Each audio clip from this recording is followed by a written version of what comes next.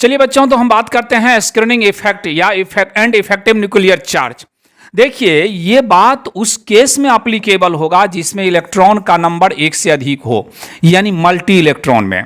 तो multi electron में nucleus के द्वारा अट्रैक्शन कम फील होता है with respect to inner electron, यानी इनर इलेक्ट्रॉन की अपेक्षा।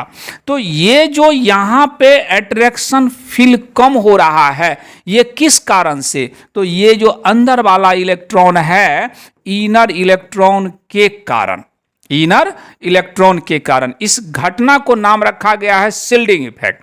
और यहां ये जो कम फील होता है अट्रैक्शन, वे इनर इलेक्ट्रॉन और वैलेंस इलेक्ट्रॉन के बीच रिपल्सन के कारण होता है। तो इस जो रिपल्सन के कारण यहां जो लेस अट्रैक्टिव फोर्स फील होता है, इस फेनोमेनन को कह दिया गया है इफेक्टिव न्यूक्लियर चार्ज, यानी कितना लेस, किसके अपेक्षा? इनर की अपेक्षा। तो इसको कैलकुलेट करने के लिए जेड इफेक्टिव यानी effective nuclear charge Z minus sigma. Z effective directly proportional positive charge, inversely proportional negative charge. और एक सेल में यदि शिल्डिंग इफेक्ट कहा जाए तो सबसे ज्यादा एस का होगा। क्यों?